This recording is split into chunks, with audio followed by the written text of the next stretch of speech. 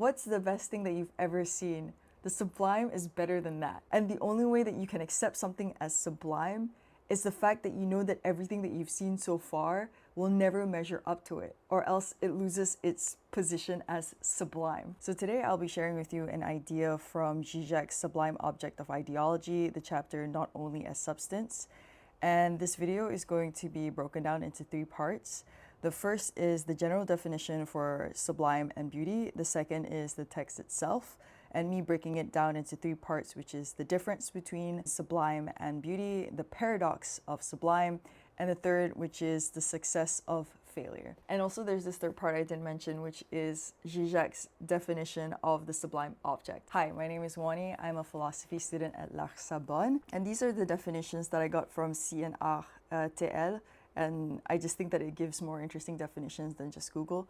So sublime is what is placed very high, what is of the first rank. Sorry, it's in French. It is acts or sentiments that provoke admiration for their elevation. It is the sentiment of pleasure or the whole object, implying the idea of totality. If this doesn't make sense yet, neither for me, but this is just to give you a general idea of what we're dealing with. So the second is beauty. So beauty is the character of which is beautiful, very helpful, and that pleases universally. Can we think of one thing that pleases universally?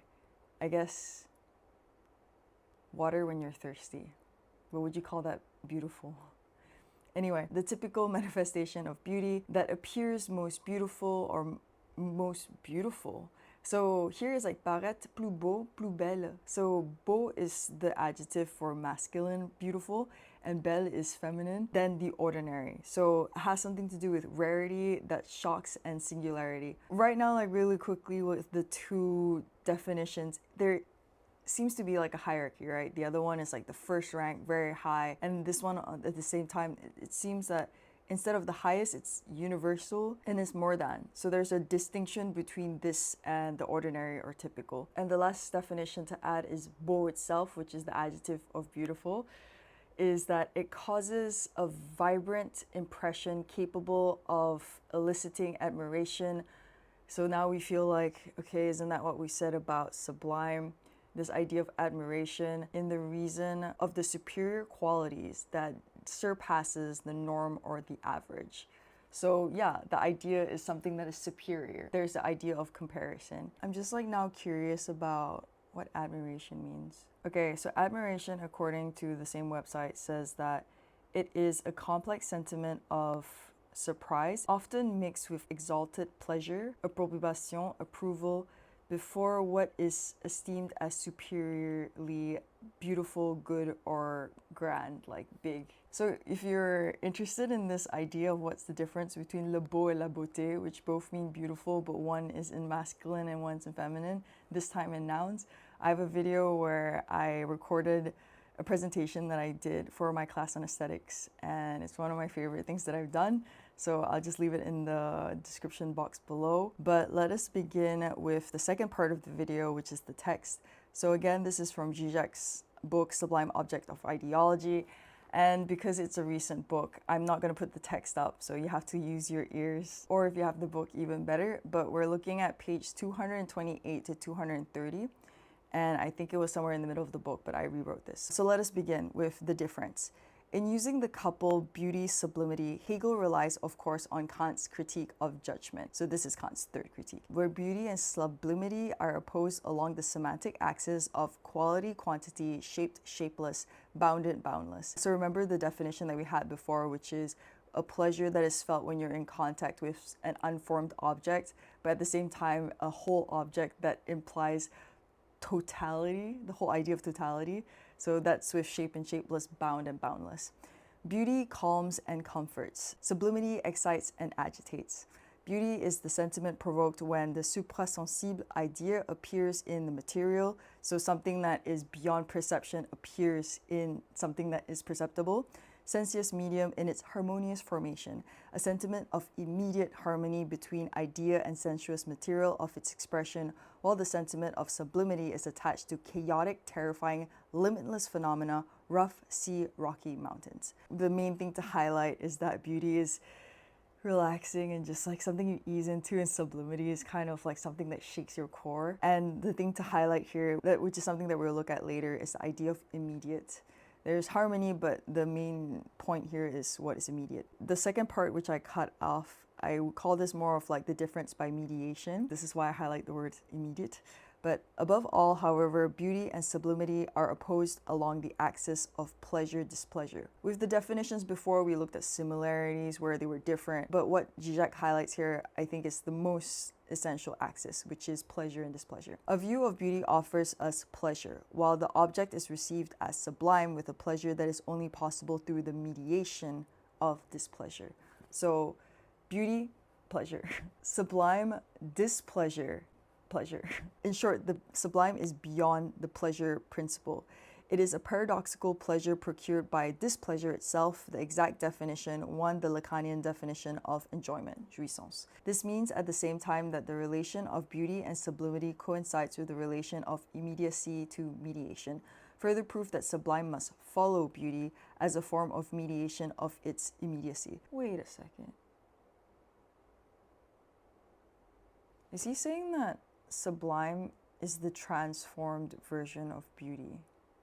The elevated form of beauty? Because what my professor said is that with Hegel, you always have to start with the concrete. So is he saying that beauty is only the physical manifestation?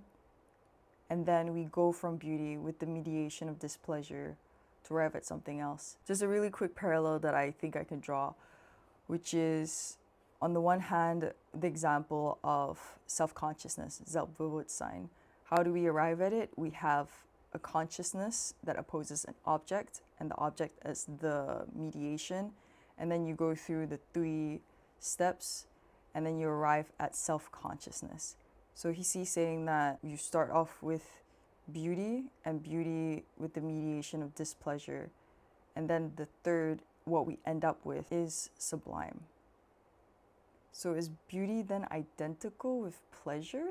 But then now we have to think about what pleasure means. No, this doesn't help. It just says that something that pleases. Okay, let's continue. And here I broke off the text because I think we're starting to go into the second part, which is the paradox of sublime. In closer examination, in what does this mediation proper to the sublime consist? Let us quote the Kantian definition of the sublime. The sublime may be described in this way. It is an object of nature, the representation, Vorstellung, of which determines the mind to regard the elevation of nature beyond our reach, as equivalent to a presentation, Darstellung, of ideas. What I find interesting here is the idea of the representation that determines the mind. How it is that when we look at something, it asks us to look at something beyond our reach. The mind is in front of this object, and this object is sublime because this object determines my mind to look at the elevation of nature, no longer the representation of this object in front of me, but the ideas that are presented by this object. So you go past the object. But again, if you watch my video on transcendental logic, I actually used Žižek's definition of Hegel's transcendental logic, which is the interplay between the 2 domains of formal and ontological. So then here we start with ontological, the sublime object in nature, and then this thing actually leads our mind to the purified idea of a presentation of ideas without object that is beyond our reach.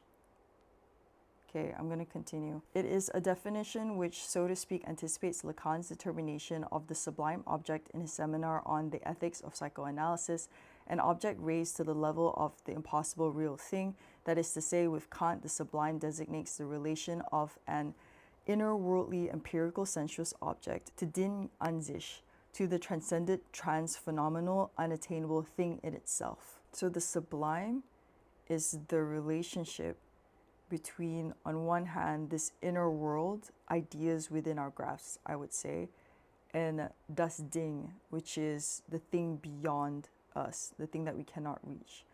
So the paradox of the sublime is as follows.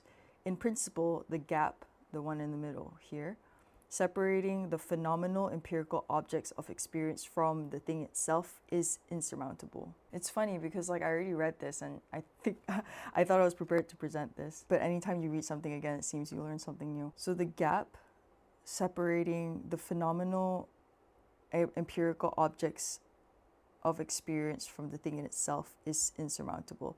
That is, there is no empirical object, no representation of it that can adequately present darstellen, the thing, the super sensible idea. Oh, so because Kant says that the object is the thing that determines our mind, to bridge this gap between the object as Vorstellung, as representation, and these ideas that are beyond us, this Darstellung of ideas. So what he's saying is that how can it be that a phenomenal object, an object in nature, can actually present the thing of the super sensible idea? So I guess it's kind of like you look at a flower, and according to Kant, the sublime flower that you see as a representation is supposed to elicit your mind into something higher. But how can it be that this thing that is the representation somehow transform itself to be something that is beyond this representation, this presentation of something that is not this rose, not this sublime rose in front of us? And the word here to highlight is adequately, and we'll see why. But the sublime is an object in which we can experience this very impossibility. So the paradox is, how can that be? It is impossible, but that is literally the experience of the sublime object, this experience of this impossibility, of this permanent failure of the representation to reach after the thing. Thus, by means of the very failure of representation, we have the presentiment of the true dimension of the thing. So the reason why I brought up the word adequate is to bring us to the word failure. So adequate means exactly fitting. Failure here is two things, right? It's not adequate, so it fails in that way. But there is also failure in terms of bringing about a negative result. Negative simply means not positive. Positive in terms of what exists in reality concretely. Negative is the absence of this concrete reality. So the negative is that it is the ontological failure. This failure, this negative result, gives us what we call the presentiment of the true dimension of the thing. So true dimension would be the adequate dimension of the thing. What is adequate is what takes into account exhaustively all of its object. A whole object that implies totality, but the presentiment is the thing that comes before experience, because sentiment usually comes from an experience that we have in the concrete world. So presentiment, I take that as a priori, something that comes before experience. So this is also why an object evoking in us a feeling of sublimity gives us simultaneous pleasure and displeasure.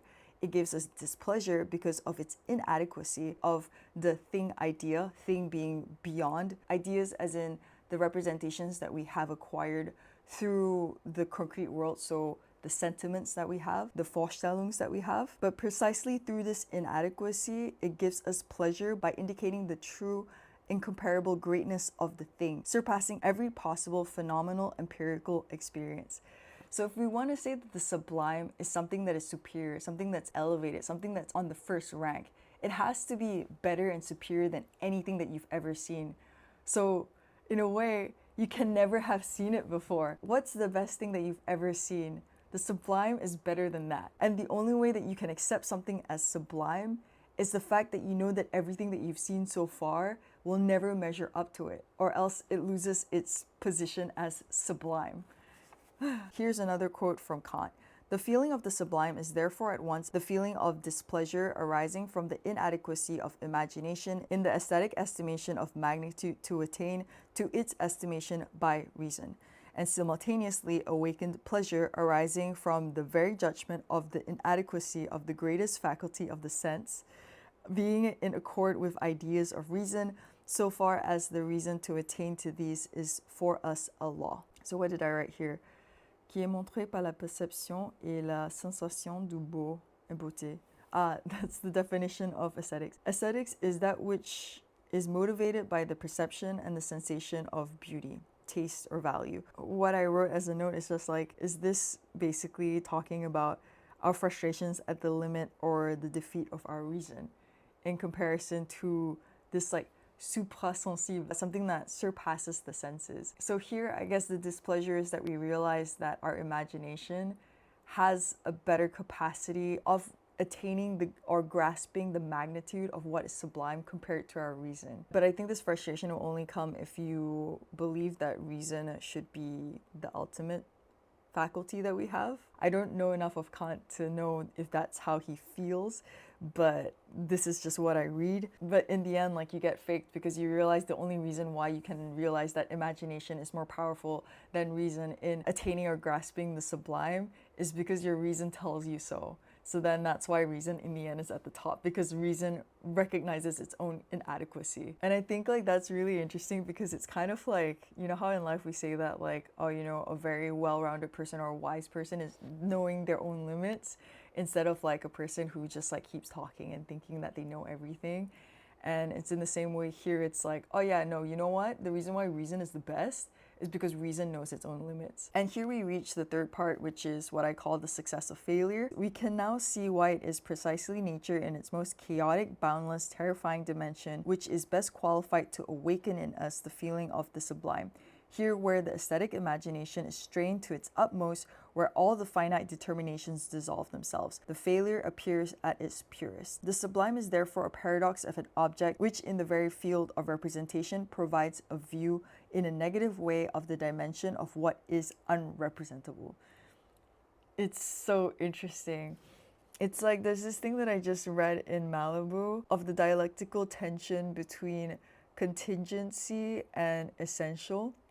And basically, the object already actualized is exactly what shows us or what implies all the possibilities of it being every other way. So if you reflect on your life, whoever you are actually right now is necessary. You know, all these features that you have, you will not be you without all these features. And yet all these features in and of itself are a testimony to how you could have been completely different. You could be like, oh yeah, you know, had I had parents like this, had I had I had more of an inclination towards sciences instead of art, then I wouldn't be da-da-da. So I find this like super interesting because what Malabou says is that both of them, not one specifically more than the other, which is different from this, provides a point of view to the other. So yeah, it's really fun. But here it is the object itself, so the sublime rose is a view. And a view, how would you define a view?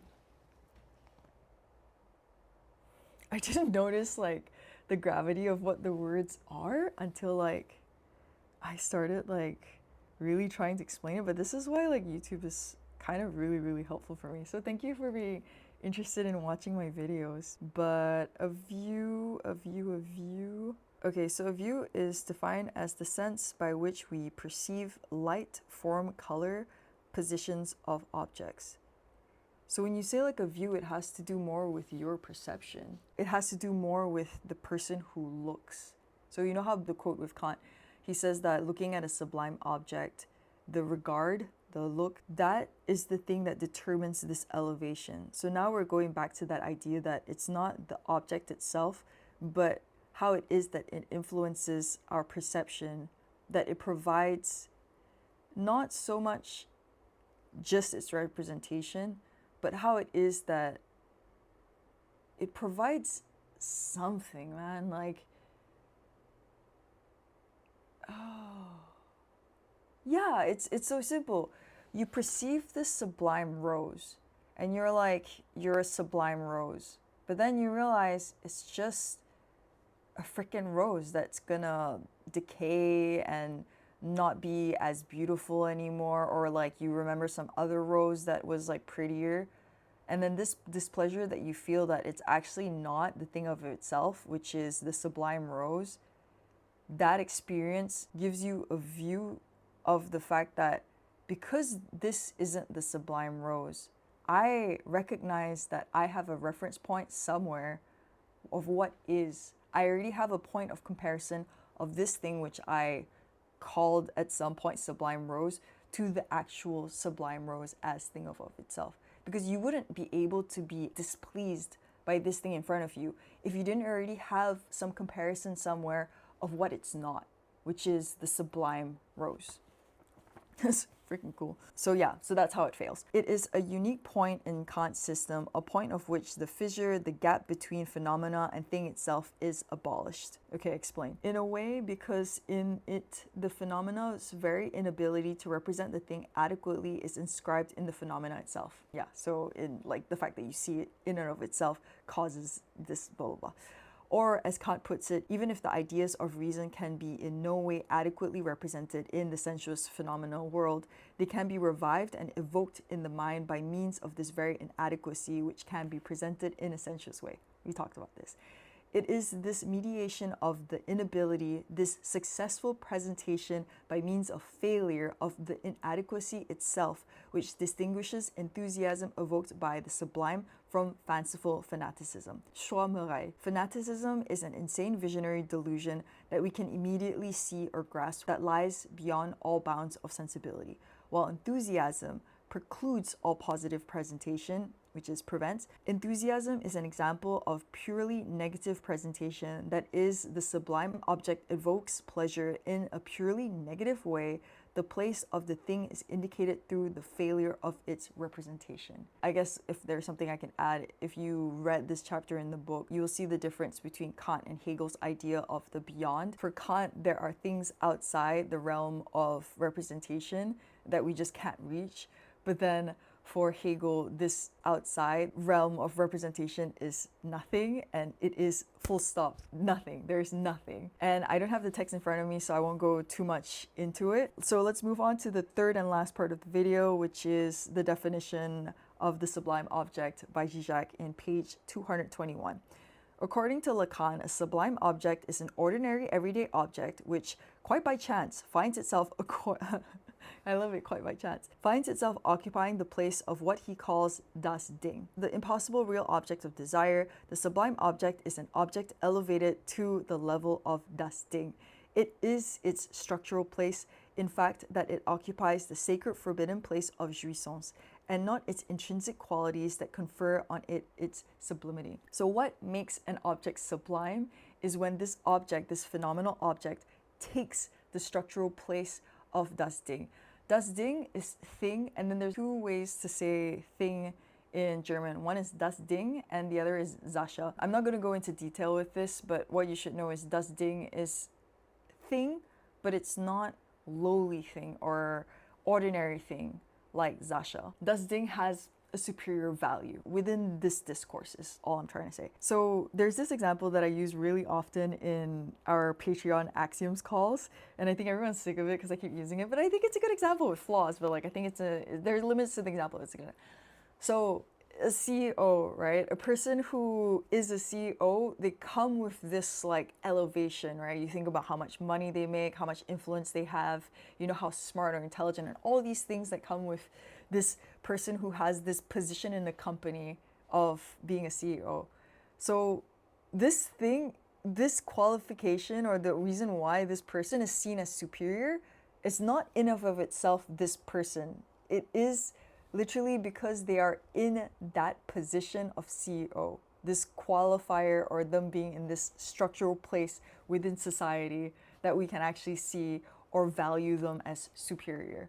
So there are obviously a lot of connotations for that, and I want to stop and draw the limit between practical and this schema situation. But again, I also do think that if you watch my videos that I did on my earlier time on YouTube, which is lives on Žižek, this same book, it talks a lot about how it is that, you know, the effective world, like Hegel, like the effective world with the formal structure of things. And also a little bit after this chapter, it talks about the suffering mother and how it is that none of these actions are qualified, or the very first primordial action is taking the structural position of the suffering mother, which is something that we talked about in book club, also available through Patreon, but we finished and we're starting on Malabou, and that's why I'm reading Malabou. And here we're at the end of the video. So I thank you for your time. I hope you found it helpful, and I'll talk to you soon.